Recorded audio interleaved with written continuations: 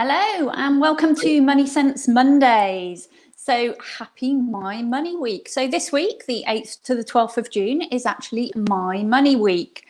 Happens every year, and it may be something, children, that you've heard of in your schools in previous years. It's where we make money interesting and fun, and lots of activities would ordinarily be happening in your school. But this week, we're here to help you through that and make this next 30 minutes really fun and a way of looking at money for you. So this session is aimed at our 5 to 8 year olds, and we're going to be looking at the interesting subject of shopping and the ways that we use money when going to the shops. So those of you that haven't joined before, welcome and hello. Those of you that have been here before, it's great to have you back. So my name is Trudi Zimmer. I'm a community banker. I cover the lovely Somerset area. It is still nice and sunny here. I know it's not quite so sunny where my colleague is at the moment. And we're going to, and ordinarily I would be in schools helping with these types of sessions. But today I'm here to help you in the comfort of your home and help your parents with the homeschooling.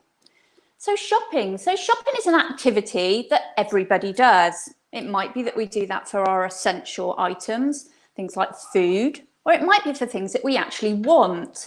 So maybe a game, or maybe we go out and get some sweets, or even a holiday. A lot of us might be thinking about planning a holiday at the moment, even though we can't go on one.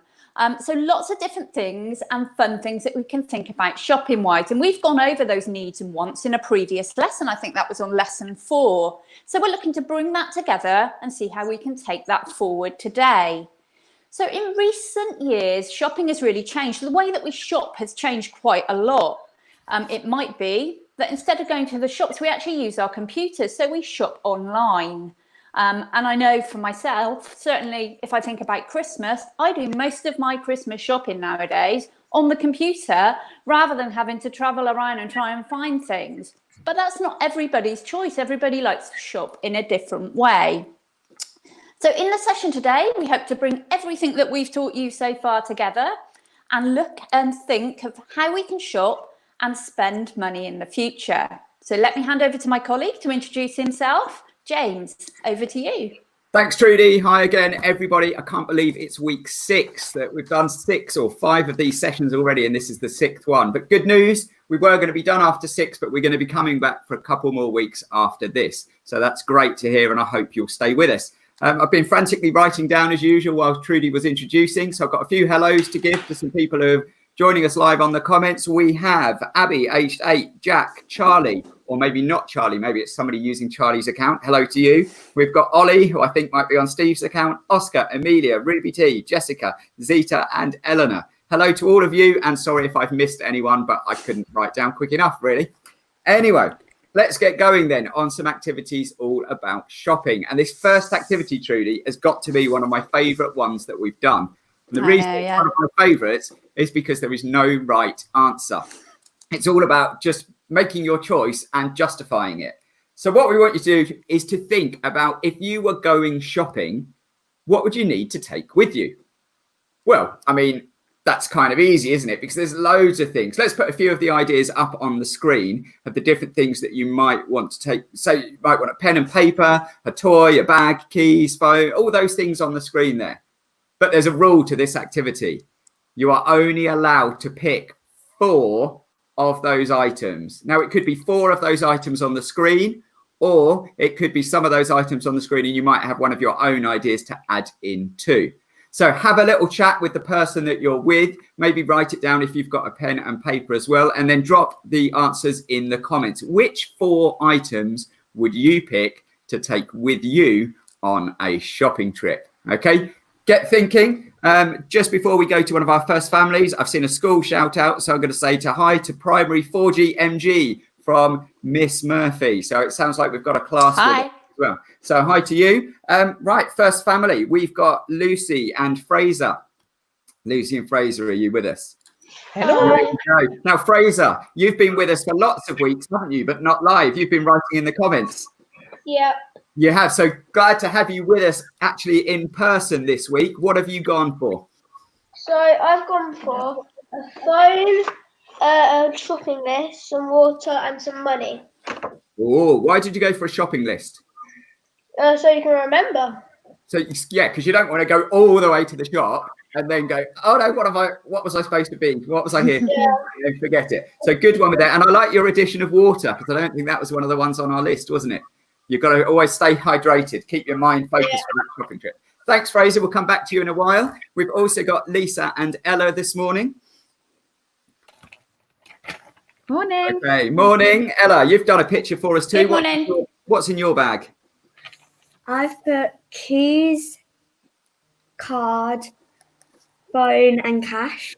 Keys, card, phone and cash. Okay, I'm going to put you on the spot here. Why did you go for card and cash? Because if you pay with cash, it might be a low amount. You might be just getting some essentials. And with card, it might be like you're doing your actual daily shopping. Good, perfect answer. We hadn't even prepared that, had we? I just put you on the spot there. You must have been watching our previous sessions. Yeah, because different amounts of things you pay in different ways. Thank you for that, Ella. We'll come back to you as well. Just before we go to our third and final family, I'll just go down the list. We've got Becca, who said, I only need cards and a phone. Not going to even take the 4 items there. Interesting. Abby says shopping list, bank cards, keys and phone in case anyone needs anything. You might want to add it on. We've got Ruben, who said a list, a bag, a purse and some notes or coins. And let's go. Andrew Prescott said purse, payment card, shopping list and phone. So some quite common ones there. Let's just quickly pop to Amber and Riley and see what Riley's got to say. Amber and Riley, are you still connected? Yes, you are. So Riley, what did you go for? I went for the phone, the shopping list, the money, the debit cards. So you went for the money, the cash, and the debit cards as well. The shopping. Why did you pick phone? Yeah. Why phone? Why did you go for your mobile phone? Because you can pay online. And so you can use your phone to pay as well. So lots of different ways of paying. Right, thanks, Riley. We'll catch you in a bit. Okay, let's have the pictures back on the screen then. So I did say there's no right answer here. Trudy, let's ask you for your answer. What would you go for? Well, ordinarily, if I go, I just take my phone because I tend to pay with my phone. I might have my shopping list on my phone as well. And I will also have my keys because I tend to go in my car to the supermarket because I don't have one that close. However, at the moment, I'm taking something extra, and you might want to pop something in the comments. At the moment in lockdown, we may need to be taking something extra. So this is what I'm taking extra at the moment, my face mask. Clever. So making sure I'm safe around the virus at the moment. So taking that. Some people might even take some anti-bac as well along with them, just to make sure they're nice and clean when they're going into the supermarket. So a couple of extra things there, but yeah, that's what I would generally take. Good. And Oscar Ward is a man of my thinking. I've just seen in the comments because he said, I chose phone because you can put your list on your phone. And that's exactly what I was thinking. I thought if I wrote my shopping list on my phone, then that would save me a couple of items. Well, I picked something that nobody else has picked yet, actually. I would pick sweets or a snack. Because I found when I go shopping and I'm hungry, I just buy way too much stuff. So if I took some sweets or a snack, it would stop me buying too much, I think. So yeah, but there's no right answer. And it's great that you've shared your different ideas and thoughts with us. Now then, I talked about going on a shopping trip. And when I was younger, all those many, many years ago, shopping trips tended to be more in town. So we would go up to the local town and the high street, and there were so many different types of shops on there to get all the things. But these days, sometimes we can go to the same place to get all those things. You can go to a supermarket, and supermarkets generally do everything. You know, you name it, you could probably buy it in your local supermarket. But what we want to do is think about the different types of shops. So up on the screen next, we should have, there we go, all these different types of shops that are still about. They might be a bit harder to find, but these are the different places you might go if you're going to go for some shopping. So we've got flower shops, markets, garden centres, butchers, a deli, so different places you can get your nice foods from, a newsagent for your newspapers, specific sweet shops, but all those things you can see on screen. And what's really important, particularly in these current times, is that we help to support our local shops. So maybe it might be worth thinking sometimes, instead of going to buy everything from your supermarket, maybe you could pop to one of these smaller, more independent local stores and help to support their businesses as well. And I think they would really, really appreciate that. Trudy, have you got anything else to talk to us and tell us about shopping and money at this point? Yeah, so I just wanted to add in a few points, and they may come up in the quiz later. So it's always really good to listen to this, but some interesting facts as well, because we've been mentioning about a bank card. A lot of people have put comments as a bank card as to something that they would take along. But what actually is a bank card? So I don't know if you remember, and some of you may, if you listened in on a previous lesson, that a bank card is something that comes with a bank account. So you need to have a bank account to have a bank card. And then when you spend that money will come out of your bank account. And some of you may remember that to have that bank account, you need to be aged 11. So you can actually have a card from aged 11 with NatWest. So actually, you can be using those cards from quite an early age and starting to learn to manage your money, which is a really important lesson in life. So some shops, as I know at the moment, a lot of shops are preferring us to pay by using those cards because it's a safer way of paying. Using the card, but of course we can still use online by using our phones, or we can use cash. So lots of different ways we can pay for things. So thinking about the ways that we can pay for things, but also thinking about what actually is a bank card. So listen, like I said, we may have some questions around that a little bit later. But yeah, those are a few bits. And I agree with you, James, with regards to using your local shops.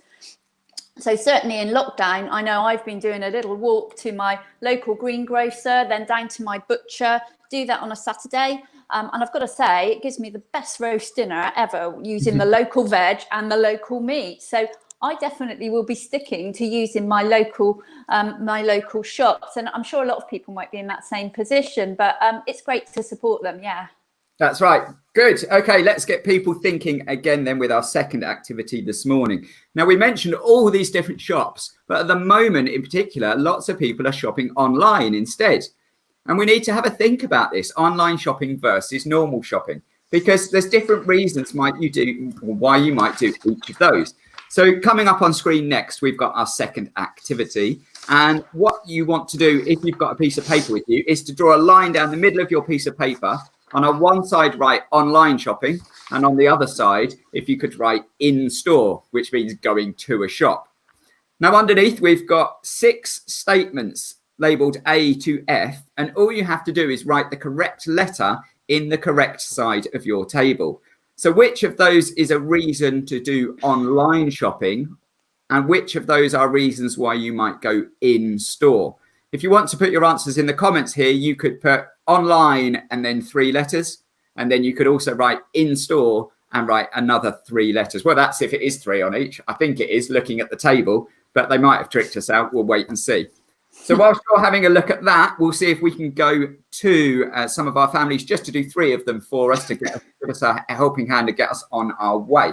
So statement A says easy and quick to buy things. Fraser, we'll come to Lucy and Fraser. Fraser, you've got statement A. Where are you going to put it? Online or in store? Online. Online, easy, quick. It could go with both, couldn't it? You are indeed right. Oh, an echo there. I can hear myself. But I think you're right there, Fraser. Yeah, because it's really quick. Just pick up your phone, fire up one of those apps and click on it to buy it. So great answer. Let's go to Ella. Ella, you're going to get statement B.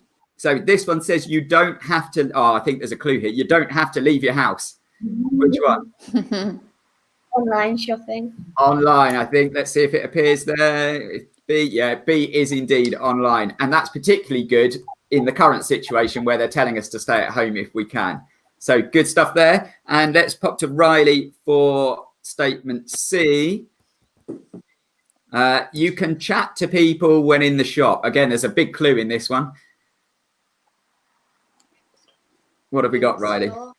In store, yeah, having a chat. And like Trudy said, if you go to your local store, you might actually get quite friendly with your greengrocer or the butcher, and they'll welcome you. And you can actually treat it as a bit more of a social occasion as well. So thank you for that. We're going to leave the other 3 to the people in the comments. So Ruby T says online was A, B, and D with C, E, F as in store. Oscar said online shopping goes A goes there. Some said A online. Stephen Claire Carroll says A, B, and D online, C, E, and F in store. Let's have a look. And more coming through. I think, in store, C, E, and F from George Holly. Steve, if I remember rightly, it wasn't Steve, it was Ollie that's with Steve, I think. There's C, E, and F for in store. And we'll go for one more. Melika says D should be online. Let's have a look then. What is statement D? A postman or van brings your shopping is, of course, online shopping. And that must mean that E, for you get to make a trip out of it and you could walk, drive, cycle. You could get some exercise on the way to the shop. That's an advantage. And F, you can actually try items on before buying. Yeah, and that's really important actually with clothes shops, clothes and shoes and things like that. You want to try them and you want to make sure they fit. Otherwise, you get them online, they come to your house, you try them on, they don't fit, and you have to send them back again. Great answers there, guys. Well done. And that's going to lead us nicely onto the next part of this activity, where we're going to see if we can match some different statements up. So here we go. On the screen in front of you, we can see 3 people. Now we have, I'm going to test my eyesight out here because this is really small on my screen. We've got Jada, we've got Joe, and we've got Lila.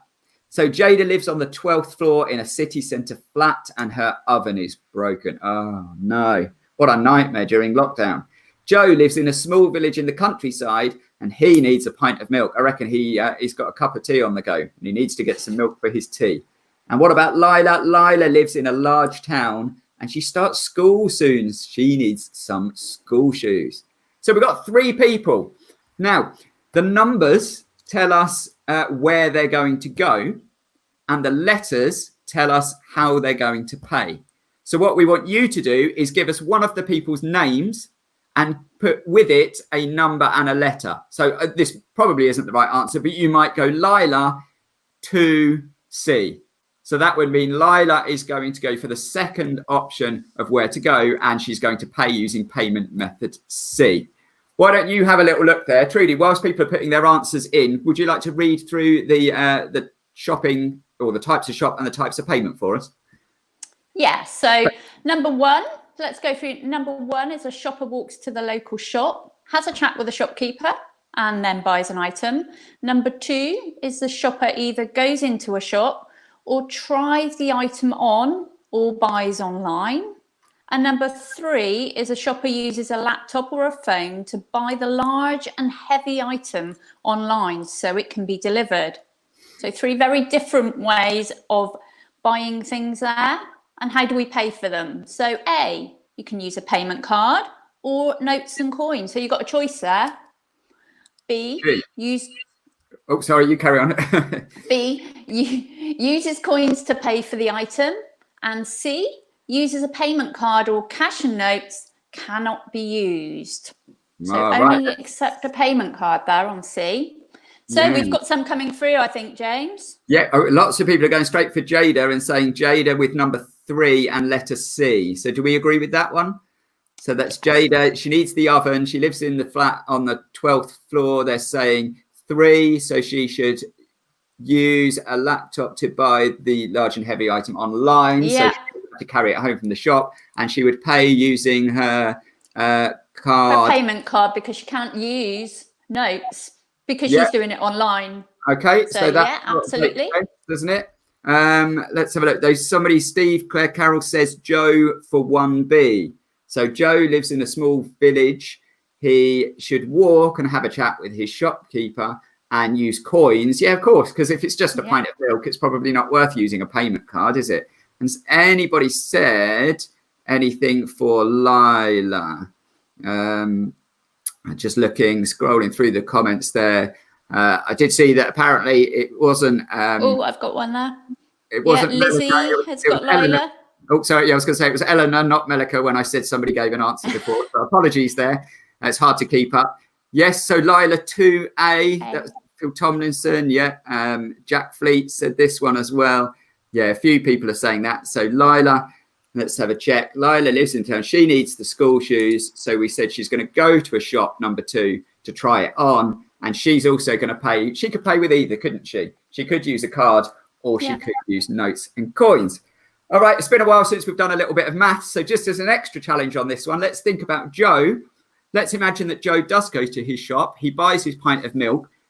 He pays with a £1 coin because he doesn't have the right amount of money, but the milk only costs 87p. So the shopkeeper's going to give him some change. We talked about this a few sessions ago. How much change is the shopkeeper going to give Joe? 87p for the pint of milk. I don't know who's going to be the first one in here.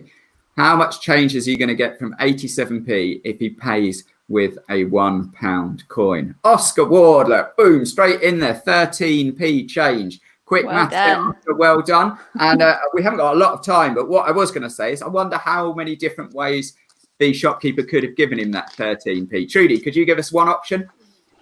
Ooh, 10p, 2p and 1p. Good. And I'm going to go a bit awkward and I'm going to say 13 pennies, because then the shopkeeper wouldn't be very popular because all those coins would be rattling around. But what I will ask you is, what could Joe do with that 13p change? Or what should Joe do with the change when the shopkeeper gives it to him? What could he do with it, that extra 13p? Think back to a few of the sessions that we've talked about or that we've done recently. And we talked about different things you could do or should do with your money and your coins. What could Joe do? Oh, somebody else came in with a 5, 5, 2 and 1 as the option. But what could you do with that change? Let's pop back to Fraser. Fraser, are you still with us? Yeah. There is Fraser. I didn't prepare you for this one, but Fraser, what could Joe do with his money, with his change? He could give it to charity. Good idea. Yeah, often brilliant. In little local shops, they might have a charity pot on the counter, mightn't they? Yeah. Where you can put the extra loose change that goes to a local charity. So that is a good idea. Thanks, Fraser.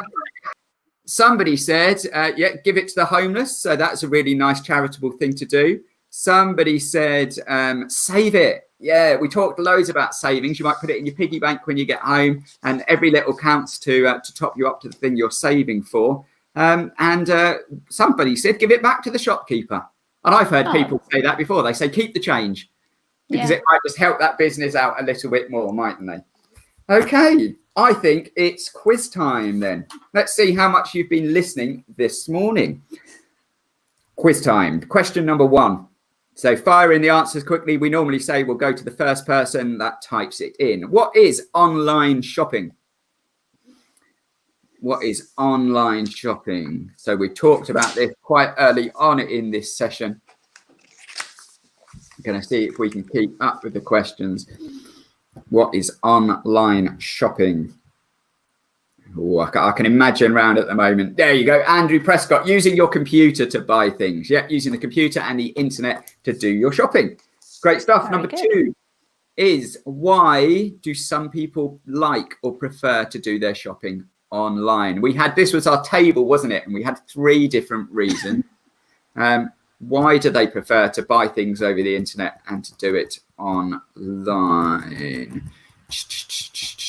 Sue's going to get there first. All these people coming in with their correct answers to question number 1. Oh, someone said click and collect. So I'm going to go with this. I'm going to take this as an answer for this one. If you do it online, it means you might not have to go into the shop at the moment because you can collect it. Mika there said it's quicker and easier. Said, it's disappeared from my screen now. Oscar Ward said you don't have to go there. Some people can't walk to the shops. Perhaps That's a really good point. They're not feeling well, or perhaps there's other reasons why they can't get there. Quick and easy. People don't like going outside. Trudy, can you remember all 3 reasons for this one? So I think it's quick and easy generally. It might be that why do some people like online shopping? That they just want to make sure that things come through nice and quick, delivered to your door at a time that suits you, so things come through exactly when you want them to.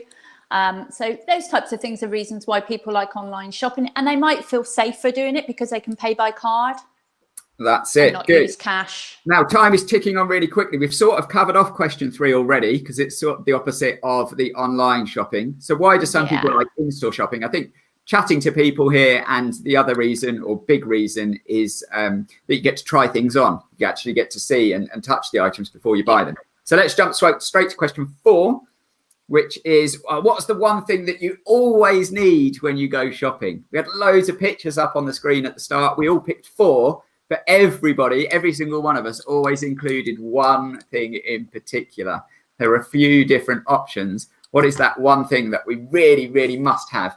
It wasn't a snack that I said. It wasn't, some people decided to take their keys, but not everybody, because people might be at home. There we go. Kelly Simpson or Abby has said the money. You definitely need money or card or a way to pay for things. And Ruby, I think, got in there too. And then quickly, question 5. What would be a good use of leftover money? I'm going to make sure we've got time for just at least one question this morning. So we just did this one. A good use of leftover money could be to save it, donate it to charity, or give it to a good cause, or maybe even back to the shopkeeper to help to support their business. Excellent. Trudy, we've got about 2 minutes, so we're going to see if we can whiz through a question very quickly. Let's jump straight back to Lisa and Ella. Lisa, Ella, have you got a question for us? Is it safe to shop online? Is it safe? Is it safe to shop online? So online shopping is something that a lot of people are doing now, and absolutely it's safe to shop, but there's some things that we need to check. So it's good to check that it's maybe a company you've used before. If not, maybe get your parents to check that that's a safe company, because you can always do a little bit of research, maybe Google that company and look at that company and make sure it's a safe and even a company that exists. You can look for that green padlock symbol up in the top left on your computer to make sure that you're on a safe site. And then you can make sure that you're paying in a safe way and you're protected in the way you're paying. So if you're using your card, it might be that your bank then contacts you to make sure that that is you making that payment. So that's a really good and safe way. So yeah, absolutely it's safe. It's just doing some checks to make sure that the company is right that you're buying it from, and that the way that you're paying is a safe way of paying. Good. But thanks for the question. Great question. Yeah. And do you know what? We're going to go into the next session if we're not careful here. So unfortunately, we can't do the number of questions that we would normally do. But Trudy, just before we finish off, could you tell us what we could be doing at home before next week? Yeah, first of all, thank you everyone for joining us today. Hope you've enjoyed watching and learning with us. If you'd like to watch some of the recordings of our previous sessions, then please head to the NatWest Facebook page or the NatWest YouTube, where you can pick up on all our previous lessons and listen to them either at home or, of course, in your lessons in school now. But you can also go on to the MoneySense website, where you can learn more about money. And there's a session on there on how can I keep track of my money. You just need to go to mymoneysense.com. So as James mentioned, we will be back for another couple of weeks with some fun money sessions for you. We're going to be heading into our next lesson in a moment. So if people are joining us at the moment, we're just ending off our first session. We're going to be going into our second lesson very shortly. And we're going to be looking at money around the world for our Key Stage 2, so our 8 to 12-year-olds. But thank you very much for listening. That's a bye for me. I'll just let James say bye. Yeah, it's a bye from me too. So we'll see you again in just a moment if you're sticking with us. If not, have a great week and we'll see you next Monday. Bye-bye. Bye.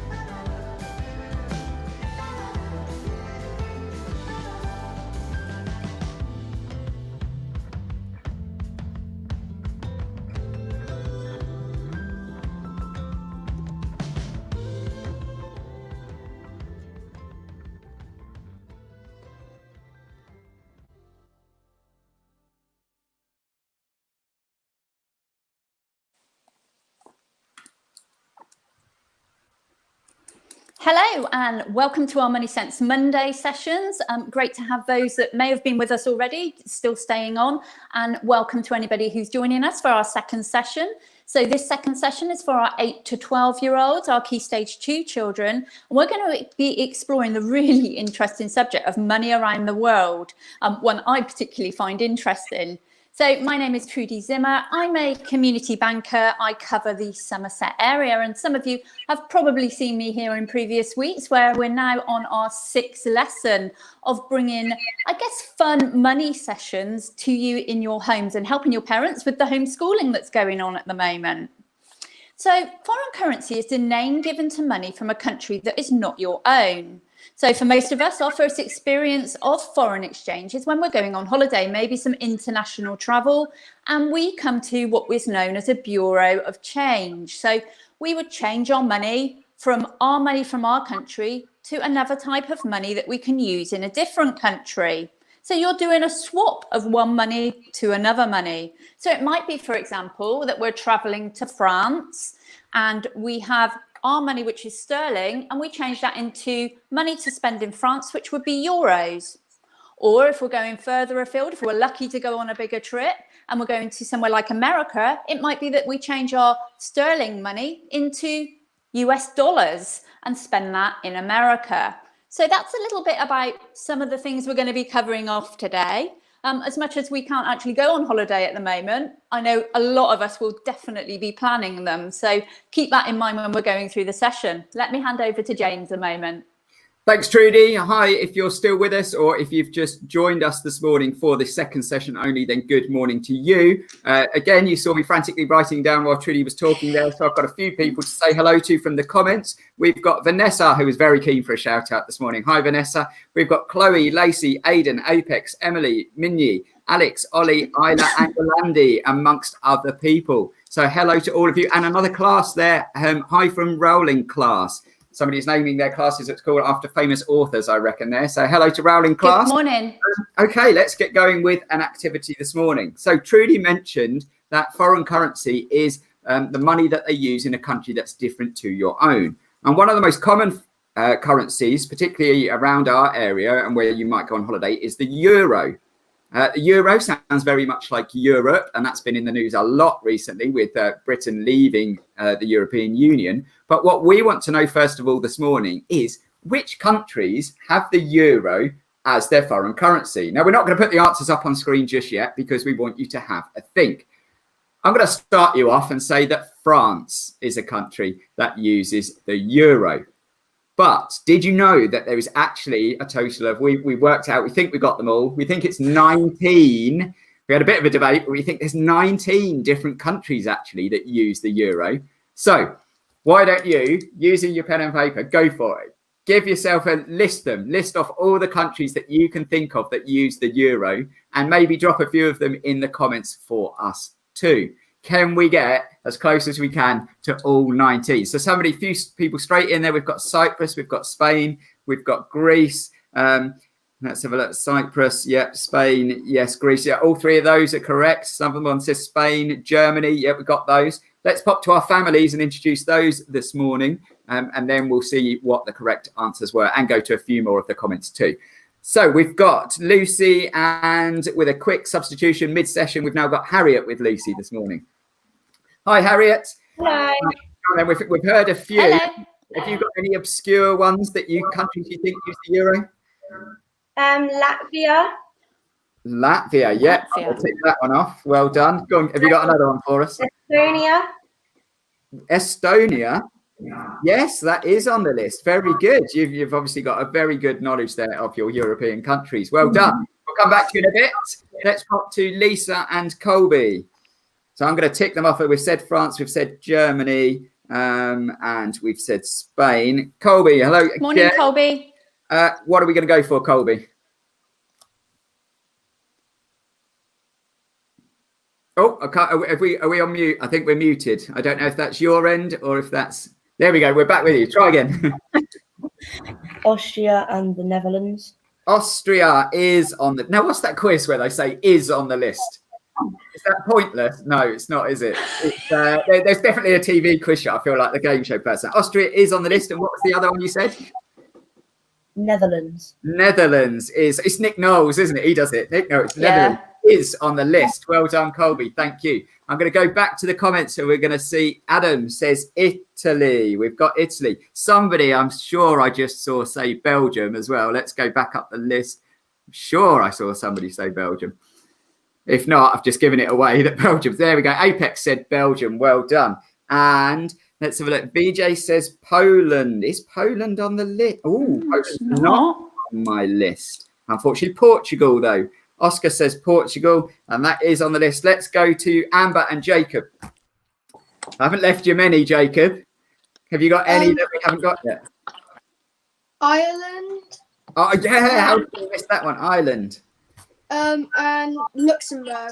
And Luxembourg. Yeah, very good. So, well done. Thanks. We'll come back to you in a bit as well, Jacob. I've got here 1, 2, 3, 4 that we haven't ticked off yet. So let's see if we can get those 4. We've got Slovakia, Greece, Belgium. Yeah, lots more things there. We've had the Netherlands. I'm going to give us like 10 more seconds to see if we can get them. China isn't one, I'm afraid. Ukraine, no, that's not. It's not on our list. I'm just testing my knowledge out here. Right, are you ready for the last 3 then? Let's put the answers on screen. There we go. So here they all are in that white box there. The ones that we didn't get were Finland, Lithuania, Malta, and I don't think we said Slovenia. So many countries that use that foreign currency of the euro. Very good. Trudy, have you got any little facts for us then, or things about foreign currency? Yeah, I think off the back of what we've gone through there, what's really important to think about is even though we would be using the same currency in each of those countries, that things aren't going to cost the same amount necessarily. So it could be that a pint of milk will cost a different amount of euros in every single one of those countries. So just bear in mind that the same product can cost more in some countries than it can in others, even though you're using the same currency. But how do the banks help people use money abroad? And that's good for you to know actually how we support with that. So you can get you could get your euros from your bank, and it might be that you've seen your parents come in and take money out of their bank account and then walk away with euros so that you can go on your holidays. You can, of course, use your card abroad as well, and we support you in doing that. We'd probably say, let us know that you're going abroad, and we can put a little note on your account that you're going abroad so that we know that you're there spending your money. And that's really important because it makes sure that we know that's you using your card, and we know it's not anybody else. So it's just keeping you safe and secure. But we could also maybe send money abroad. So it might be that my mum lived in Spain for a period of time, and I was able to send money across to my mum if I needed to through the bank. So that's a really useful function as well. Okay, exchange rates then. Wow. How many of you children have actually come across exchange rates yet? And what are exchange rates? So issued in one country and generally only used in that country. So it could be that, sorry, I'm talking about the currency. Let's start again. Currency is one that's issued in one country and generally only used in that country, other than the euro, which is obviously used in a group of countries. But with regards to the exchange rate, it is actually how that changes from one country to another. And there's a few different things that could impact that. So it might be that one country is growing a lot faster than another country. So that could impact that exchange rate. It might be that the interest rate, and children, we've mentioned interest rates in the past, that the interest rate of one country is higher than the interest rate of another country, and that can impact that exchange rate. So we're going to be looking at a little activity where we're going to be using the exchange rate and looking at one currency to another and how that can make a difference, because from one period of time to another, because that exchange rate changes on a daily basis, it can really make a difference as to the cost of something. Because in one year, you might pay £200 for, say, something, but in another year only pay £100 because the exchange rate has changed. So it's really important to think about that and where it is. Okay, back to you then, James. Okay, yeah, it sort of moves us on nicely to the next activity. You know, it's interesting you say that those exchange rates change. They actually change on a daily basis or even quicker. When you walk through the airport, you might see something called, this is a really bad French accent, but the Bureau de Change, which stands for Office of Change, which is where you can change your money up. And they have digital signs that are just forever changing to tell you how much money, how much of each currency you can get. So let's flip to the next screen or the next slide then. And here we have then an example of how the exchange rate has changed. So just above those yellow hands there, you can see that in 2008, £1 would have been changed into $2, $2 US, American dollars. So for every pound, you'd have got $2 US for that pound. But in 2016, the situation had changed so much that it was close to one. It was close to £1 only got you $1.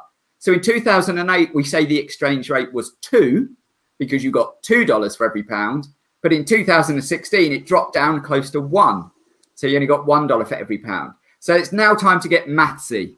Okay, I don't even know if that's a word, mathsy, but we haven't been mathsy for a while. Let's get mathsy. I want you to see if you can work out how much would a pair of $100 trainers, imagine you went to America, you bought a pair of trainers and they were $100. How much would have that been in pounds in 2008? And how much would it have been in pounds if you'd have bought those trainers in 2016? So you can pop your answers in and say 2016 and 2008, and you could write those different amounts there. So we've got to do some maths here. Now let's have a think. Am I going to be multiplying or am I going to be dividing? If I multiply, so that's when I change from pounds into dollars. If I spend £5, I would multiply by 2 to get $10. So if I want to go back the other way, I need to do the opposite. So I want to be dividing by the exchange rate. Okay. So $100 trainers. Somebody said there, we've got 200, we've got 100. Claire said 50 and 100. Apex said £50. Let's have a look. Oliver T said £50 in 2008, 100 in 2016. A few more people saying that. Let me check then. So $100 trainers, if I divide by the exchange rate in 2008, which was 2, then those trainers would have cost me £50. But if I bought the same pair of trainers in 2016, then I'm dividing by the exchange rate, which was just 1. So $100 divided by 1 is still 100. So the trainers would have doubled in price. Well, I think would have been much better to go to America in 2008 than 2016, wouldn't it? It definitely was. So yeah, I wonder what the exchange rate is now. I think it's somewhere in between the two, isn't it? Yeah. Okay, as that wasn't mathsy enough. So we're going to go really mathsy now. Next screen. Oh, there we go. There's that calculation I said about. Yep. So we have to do a division. Here we go then. We've got some different currencies here. I wonder if anybody recognizes, I won't tell you just yet, but we've got 3 different flags and we've got currencies of peso, yen, and dong. All right. So we've got £1 equals 25 pesos. So the exchange rate there is 25. £1 equals 150 yen. So the exchange rate is 150. And look at that. £1 equals 30,000 dong. So that is an exchange rate of 30,000. Trudy, I'm going to test your geographical knowledge this morning. Can you tell us, do you know where peso is used? Where's the currency peso from? Oh, somewhere I'd like to go, actually, and that's Mexico. Mexico, yep. So the peso is in Mexico. What about yen? Oh, yen is from Japan. Good stuff. And what about the dong? So 30,000 dong. You'd be really rich if you were there, wouldn't you? Because you suddenly have a lot of money. And that's from Vietnam. It is Vietnam. Okay, so we've got those different currencies there. So it'd be easy to be a millionaire, wouldn't it, in Vietnam? Yeah. Because £1 would get you 30,000. Right, let's have a look at some situations and get some maths calculations going then. Let's go to the next screen. Right. Okay, so we've got those exchange rates that we talked about up the top, and we know that we have to do a division. You are allowed to use calculators here, people. Okay, it's not cheating. Right then, let's go to Yasin first. Yasin visited Chichen Itza in Mexico, the ruins. When he arrived at the Mayan ruins, he had to pay an entry fee, which cost 480 pesos. So what we want to know is, how much did Yasin spend in pounds? If he spent 480 pesos, how much pounds was that? So the exchange rate is 25. So we have to try and do a division there. We're going to go to Lucy and Harriet. Lucy, it's not an easiest question, but I think it's one of the easier ones of the three. Have you worked out how much 480 pesos is in pounds? Yes. Would it be 480 divided by 25, which will be £19.20? Right, let's have a quick think. So 25s into 480, 425s in 100. So 20 would make 500. So I get it a little bit less than £20. So Trudy, was she right? Did she get it spot on? She is spot on, yeah, £19.20. Mathematician in the making, I think, there.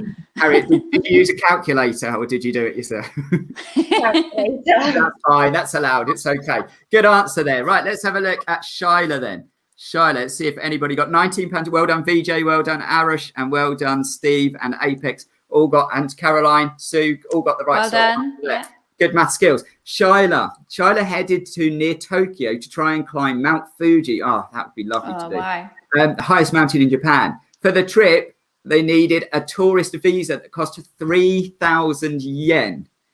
Right, so we want to see what 3,000 yen is in pounds. Okay, so we have to do a division there again. If you've got the answer, put it in the comments. Let's go to Colby. Colby with Lisa. Colby, have you done your calculations for this one?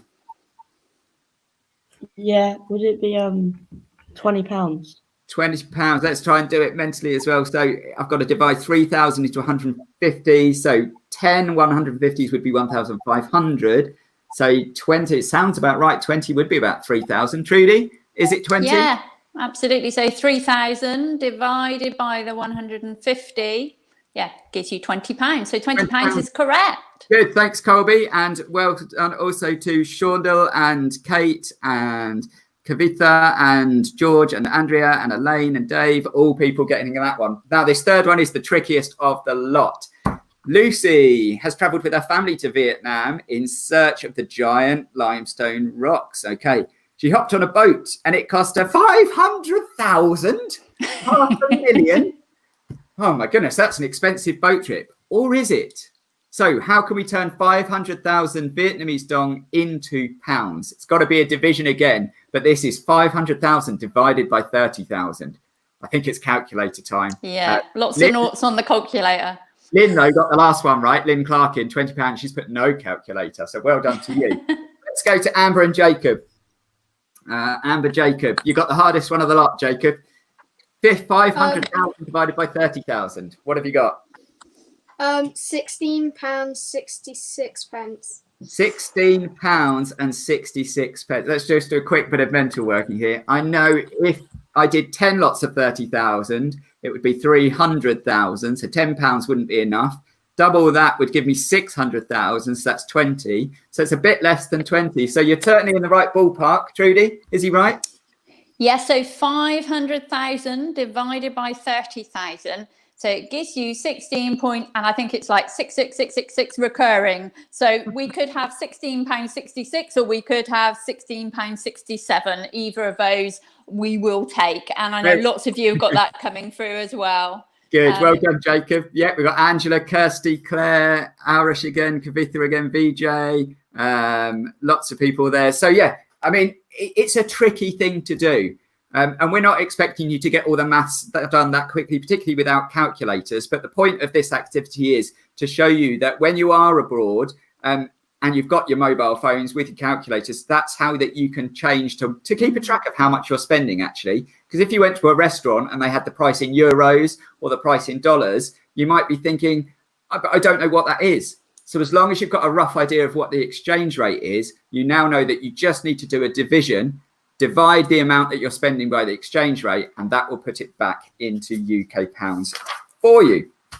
Okay. It's also really interesting to think about from the businesses. So think about, children, how the businesses buy and sell things from different countries, and they need to use those exchange rates as well. and how they have to do those calculations to see if buying the items are worthwhile or not worthwhile to buy. Yeah, absolutely indeed. So it's a really good skill to learn and to have. Right, let's give our brain a bit of a break then. Let's move on to our quiz this morning. Okay. Hopefully this will be a bit easier and won't be so maths. Oh, there we go. We did have the answers, but we know we've got those right. Quiz time then. Let's have a look at question 1. What is a foreign currency? Looking out for the first answer to appear on our comments. What is the definition of a foreign currency? 2 words there. If you know what each of those 2 words means, you can kind of translate it into something that gives us a bit of a definition. Oh, just to say, I'm getting the names wrong. People are on parents' accounts. So sorry, it's not Caroline, it was Rocco. And sorry, it was Vikram on Kavitha's account. So there we go. Somebody's said it's a currency. You're kind of using the word currency there. Somebody said from another country, and somebody said money. Kirsty said money you use abroad. So yeah, money, currency means money, and foreign means that you're using in a different country. Excellent. Number 2. What? Oh, I sort of translated this one when I talked about your favourite word.